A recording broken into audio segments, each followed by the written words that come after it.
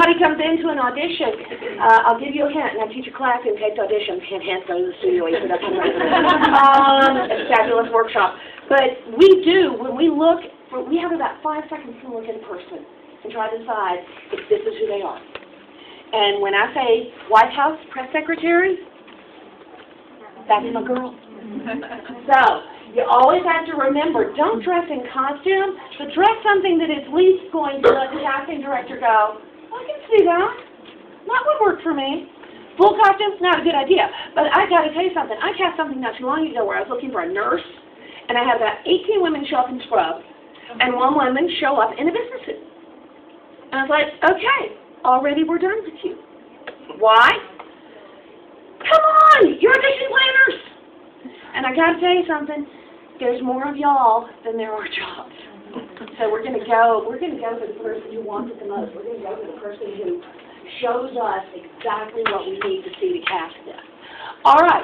Step 2 in the filming process. You said, what is your name? Nate. And your name? Linda/CJ. Linda/CJ.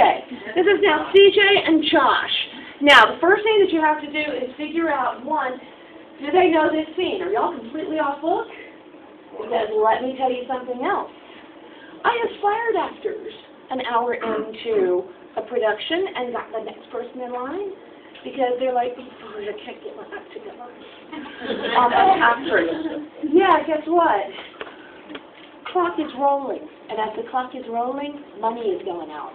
So you always have to be aware of that. So let's have you sit in the fabulous chair, CJ. I'm going to steal this chair for Josh because you are her junior. So you sit the uncomfortable chair.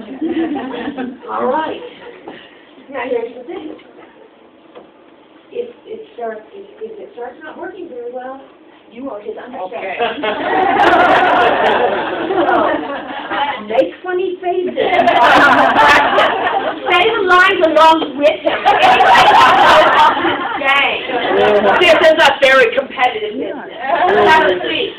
All right, and next in line for the CJ, if she was not able to wear the crown, if for any reason she could not fulfill her duties as Miss CJ, you too are waiting to sabotage. I see it coming. All right, are y'all comfortable having some fun in front of everybody? Of course. Good, because here's the other thing. We want you to be as good as bad as you want to be good. We need you to be good. We're looking for the person to play this role, for crying out loud. So why don't we hear this scene? You ready? Ready. Let's just listen. A call girl. Here's the thing. A call girl, Josh? You're not asking me if I'd like a call girl right now. Do you have any idea how serious this is? See, the thing is, I don't think it is that serious. Why not? Well, a couple things to bear in mind. He didn't know she was a call girl when he slept with her. He did not pay her money. He did not participate in, have any knowledge of, or bear witness to anything illegal, or for that matter, unethical, immoral, or suspect. Oh. She's just waiting. I know. Okay. But a couple of things for you to bear in mind. None of that matters to hard copy. You're overreacting. Am I? Yes. As women are prone to do. That's not what I meant. Yes, it is. No, it isn't. It's what you always mean. You know what, CJ? I think I'm the best judge of what I mean, you paranoid, Berkeley, schizophrenic stuff. Well, that was way too far. No. Well, I have a staff meeting to go to. So do you. You elitist, Harvard fascist, missed the dean's list 2 semesters in a row. Yankee jackass. Feel better getting that off your chest there, CJ? I'm a whole new woman. By the way, you look like $1 million. Don't try to make up for me. I'll talk to Sam. Oh, talk to Sam. All right!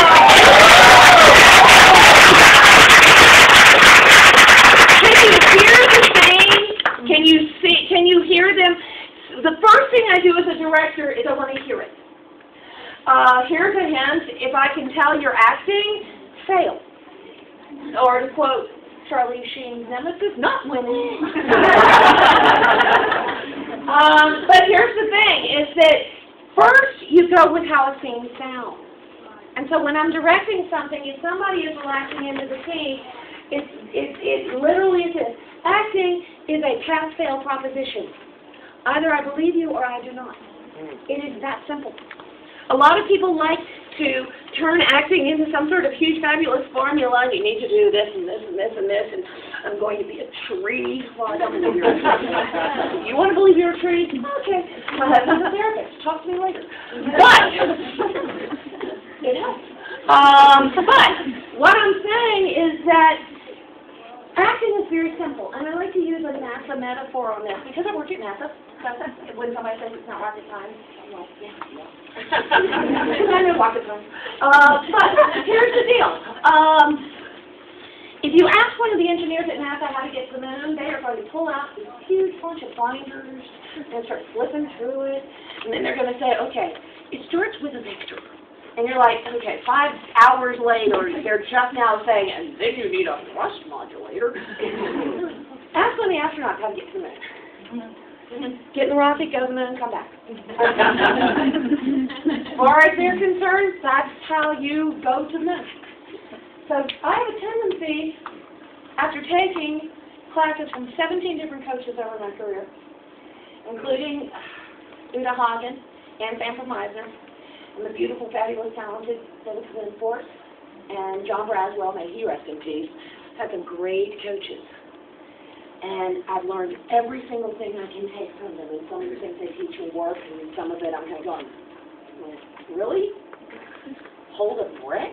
Okay. So everybody's going to work differently, but at the end of the day, there's only one goal. No matter how you get there, no matter what methodology you use, no matter how you get there, either I believe you or I don't. And if I don't believe you, I'm not winning. That's simple.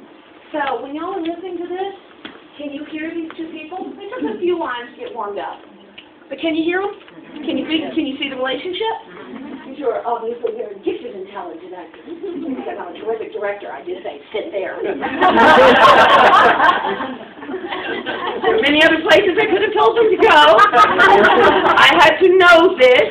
I have a film degree. But here's something that I will tell you. There was a method to the madness in the chairs that I gave them. Because she is a senior. And the moment she sits down in that chair, wearing that jacket, it's easier. She is one step closer to being a press secretary. He's sitting on this not particularly comfortable, sort of low-rent chair, and you look like you've been rode hard and put up wet. That's a compliment. It's a look. Love this, although every time I see that, I want to Velcro something to it. I like to take socks.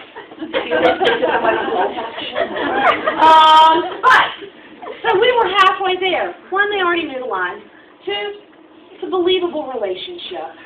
Three, they started feeding off of each other really quickly. It was very nice. Now comes the hard part. Anyone who has ever watched The West Wing knows that there's more to it than just people talking. It's very easy to have people sitting in a chair and talking to each other, but there is activity. There are things going on. Now, I did a film once called A Very Bad Day. It's a very bad film. I'm blind. But one of the things is we had about a third of the number of extras that we needed. So we had them walk off screen, change their hats, put on a different jacket, go get the camera, and walk back. We made 45 people out of 6. Like Moses. Fish, loaves, extras. So anyhow, at the end of the day, you don't need a whole lot of room to make a film work. And to make it seem like there's a huge crowd and there's a lot of people and a lot of activity. So, my fabulous, fabulous people who did not get cast as CJ and Josh, you're up. Stand up. All right, now I need everybody to get onto this side of the room because y'all just start loving each other over here.